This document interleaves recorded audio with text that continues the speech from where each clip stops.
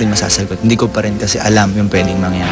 So, nitong nakaraang linggo, tila isang mini reunion ang naganap na magkasama-sama sa isang studio ang Starstruck Batches 1 to 4 for a shoot in preparation for Starstruck 5. Ang first ever ultimate female survivor na si Jeneline Mercado na tuwang makita ang batchmates niya.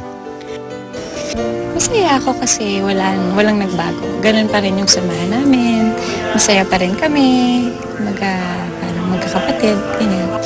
Hindi pa rin naitatanggi ang chemistry nila ng first ever ultimate male survivor na si Mark Heras, lalo na magkatabi ang dalawa. Ganun naman eh. Ewan ko, parang sa amin kasi ni Mark talagang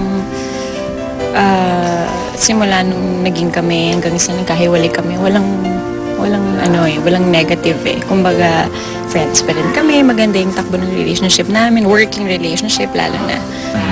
every time pag nagkita kami, nakamusta ko syempre yung baby niya. So, okay naman. Na-maintain yung closeness mo sa pamilya niya. Apo, gusto mo pa rin naman. Kasi kayo pa rin naman.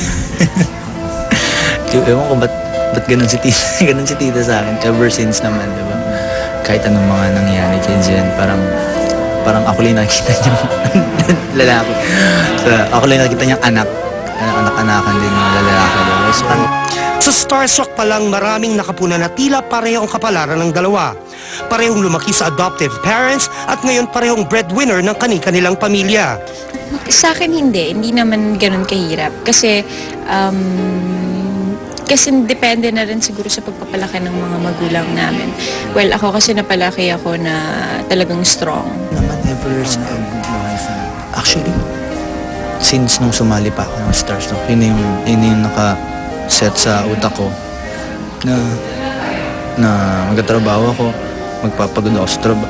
Not for myself, but for my family, di ba?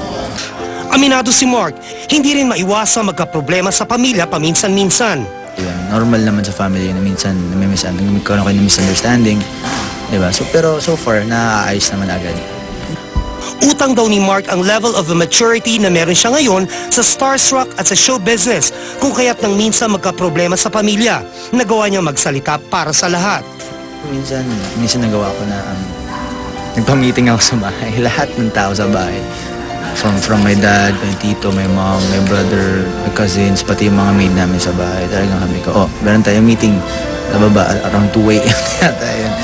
Parang at least ako natutuwa ako na dahil din sa Starstruck and sa showbiz na to, na nakakapag-open up ako sa kanila ng ganun, na parang, wala magsasalita, ako lang ang magsasalita, ako lang ang magsasabi kung anong, hindi naman sa pagiging bossy, pero parang gusto ko lang i-express sa kanila or gusto ko sabihin sa kanila yung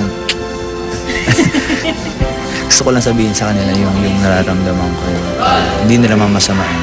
So, naiintindihan naman nila at ayos na. At anong madalas mo sinasabi? To my family, simple lang naman eh. Parang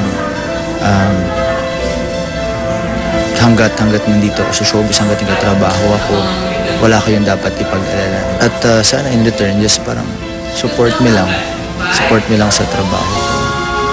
Intindihin niyo lang yung mga kung minsan medyo bad mood ako. Yun na lang yung mga konting points na inihingi ko sa kanila pa. Tikuman ang bibig ni na Mark at Jen ukol sa estado ng kani-kanyang love life. May mga humuhulang sa huli, sila pa rin para sa isa't isa.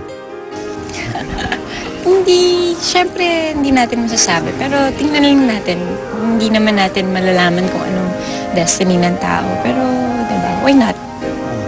Sa ngayon, hindi ko pa rin masasagot. Hindi ko pa rin kasi alam yung pwedeng mangyari, diba? So, pero ako naman, I'm just hoping na yung friendship namin is hindi mawala. Hindi mawala yung friendship namin, diba? Kasi yun yung pinaka-importante.